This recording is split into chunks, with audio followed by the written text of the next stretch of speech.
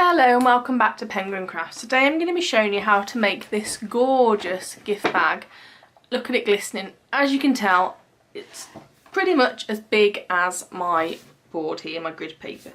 So you can tell it's quite a substantial size. It does hold a mini wine bottle, so you can guess the size of that. Well, how big is my mini wine bottle? That is just over 8 inches. So it's made using 2 pieces of designer series paper and some of our gorgeous ribbon. So if you'd like to see how to make this, please keep watching. So what you're going to need is 2 bits of designer series paper. I'm using some of this gorgeous paper from the Foil Frenzy collection. Let me just show you some of the other papers out of it. So we've got tangerine here, lemon lime twist, some silver, some stripes, and some gorgeous chevrons. Absolutely beautiful, and it's really thick. It is one-sided because it's the craft cardstock, but it is definitely worth it still. And that once again is the Foil Frenzy Speciality Designer Series paper. So you need 2 pieces that are the same pattern and the same size, which is 12 inches by hopefully 9.5 inches. Okay, sorry, this is going to show a really weird glow, but look how pretty it is. So pretty. You're going to need your scoreboard, and both get scored at exactly the same place. So on the short side we are going to score at 6 inches. Oh, I went a bit dodgy then. At 6 inches and 9 inches. And then you're going to rotate and score at 9 inches. Ooh. Okay, and then exactly the same with the other bit of paper. On the short side we're going to score at 6 inches and 9 inches. Rotate the same way and score at 9 inches. Okay. This cardstock is great for this because it's so thick, and I'm going to put a bottle in it so it will hold the weight.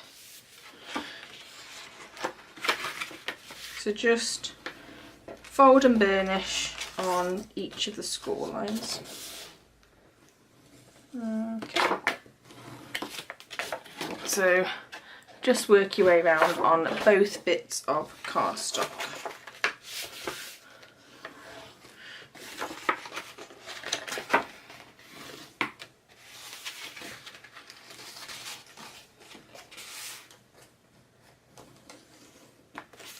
Hopefully you can see that they're going to sort of fit together. Then grab your scissors, and as usual making a box or a bag, we're going to cut off this bottom rectangle, and I'm just going to wedge it in slightly, and then just cut straight up. You then also need to cut up this vertical here, again just to the bottom line, and then I am going to slightly wedge that in. Okay, so that's going to form the first part of our base, and as you can imagine we're doing exactly the same with the other one. Okay, all the way up and up this one, and just wedge it in slightly. It just makes it pull together that little bit better. Okay.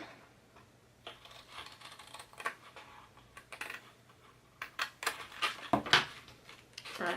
We now need to start to glue this bag together. So as you can tell, it's going to be quite a big bag. In fact, what are the measurements? It's going to be 6 inches wide by 3 inches by 9 inches. So it's a very large bag.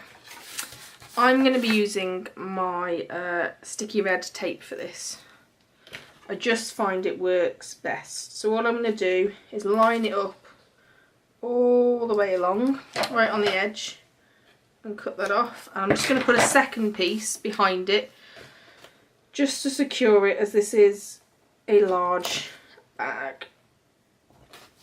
I could use fast fuse for this, I normally would, but just because of what I'm putting in it, I am going to use this thicker tape. And then using your nails or your paper piercing tool, just peel back the red tape covering. Okay, and any bits that overlap the edge, just fold back on itself. Okay, so all we need to do is line these up. So just take a little bit of time to work your way down and line this up. Okay, so as you can see, that has worked. And then theoretically, all we should be able to do now is fold over and line that up. Okay, to just make sure it's level. And then all we're going to do is grab our tape again, which I've moved, and put it along the edge.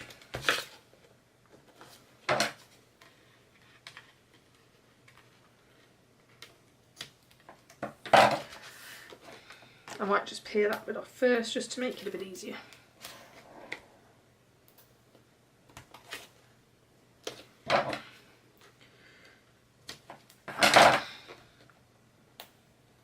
And then all we've got to do is fold it over and just make sure we get that aligned. Okay, so far we have this. We now need to sort out the base. We need to fold the two ends in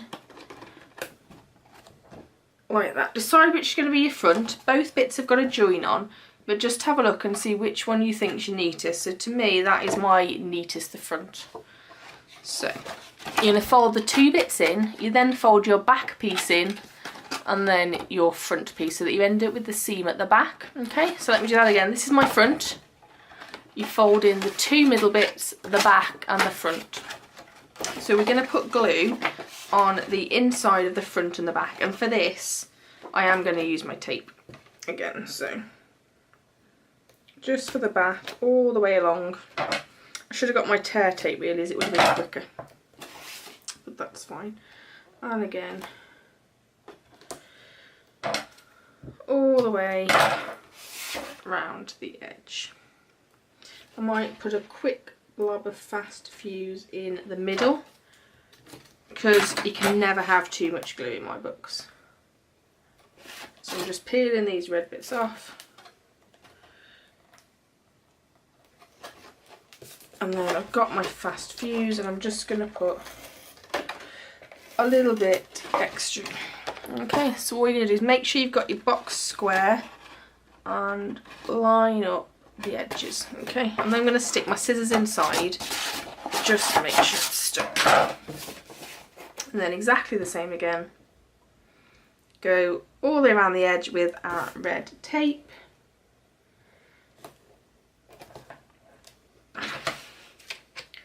So all the way around the edge, just making sure it's nice and secure. I think this is the biggest gift bag I've actually made. Obviously you could do a 12 by 12 bit of cardstock. That would make a very big box gift bag. In fact, it might be quite interesting to make that and see what we can get in it. That might be a task I try in the coming weeks. I'm sure I can fit a beautiful Christmas present in a large box. Okay, and again, oh, got a bit of tape stuck to me. Again, I'm just going to put an extra bit of glue in, and all we're going to do is this should literally just fold over, and again get your scissors or something and just go along the bottom. So that is perfectly sealed. Right, we've now got the basics of our box, and I'm just going to grab some little clips for me.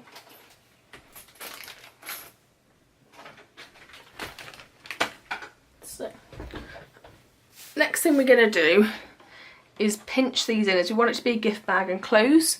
So on the side you're just going to pinch in, and you can see it's starting to go, and join the corners together and give it a little squeeze. I'm just going to run my fingers down the side just to create that crease in there, and then just squeeze them. Now I have got some of our little clips, so I'm just going to put a clip on each of these while we do our punching. Okay, so there you go. You could even just leave it, it's so big I can't fit it on my screen, leave it like that, but we're going to put some ribbon through the top. So when you're doing this, you need to make sure you can see there, can you see that double bit? So we don't want to go through there with our punch. So I'm again, do I want to use this one or do I want to use the next one? I will use this one. So this is my 1/8 of an inch punch, and I'm just going to go in and punch. There's too many coloured holes on this. Hopefully you can see it just there. And again, I'm going to try and do this one roughly the same. We then need to make our handle, so I have got some of our Berry Burst finely woven ribbon, and this is in 1/2 inch. And I'm going to cut 2 pieces the exact same lengths so that I know when I do my handles they're the same length. Now that is probably, yeah, that's a bit long, so let's trim a bit off there. Okay, and again we're going to make them exactly the same length so that when we do our handles they're the same length. Whew.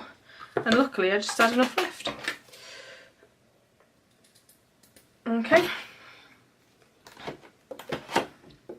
so we're going to feed from the front. You may need a tool to help you with this as our holes are quite small.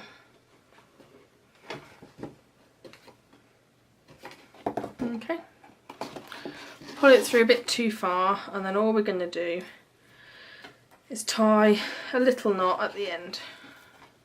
As close to the end as you can get it really, so we make these handles nice and secure, and again we're just going to poke it through.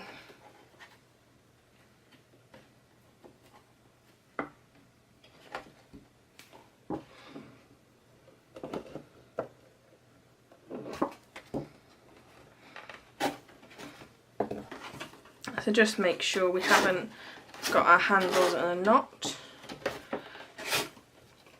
And then we're going to tie a little knot again at the end, just to keep it secure.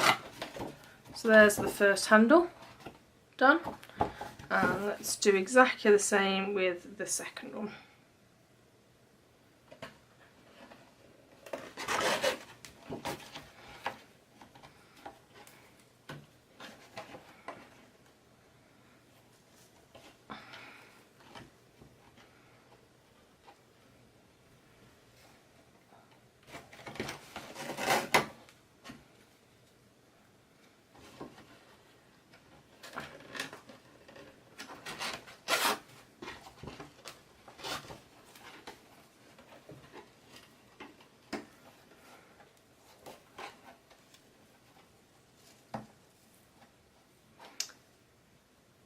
Okay, so there we go, are our 2 handles that are the same length. I'm going to just zoom out a little bit, excuse my messy desk area. So there is the gorgeous gift box. I'm just going to grab what I'm putting in it, or one of the items, just so you can see the height fits. I've lost my sample one, so I'll actually open up the one I'm actually putting in this.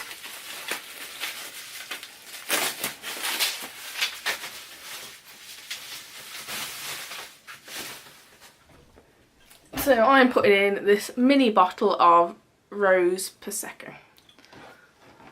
So as you can see, it fits with a nice gap at the top to close it. There's another gift going in there as well. You can always put some nice tissue paper over the top as well, and put a sentiment or whatever else you'd like. So there you go everyone, that is how to make a gorgeous gift box, and say little gift bag, a gorgeous large gift bag out of 2 bits of designer series paper. And as you can see, it's really sturdy. I'm shaking this and there's no movement in the handles or the base. As usual, all details will be linked below. Please give this a thumbs up and subscribe if you'd like to see any more. Thanks very much guys, bye!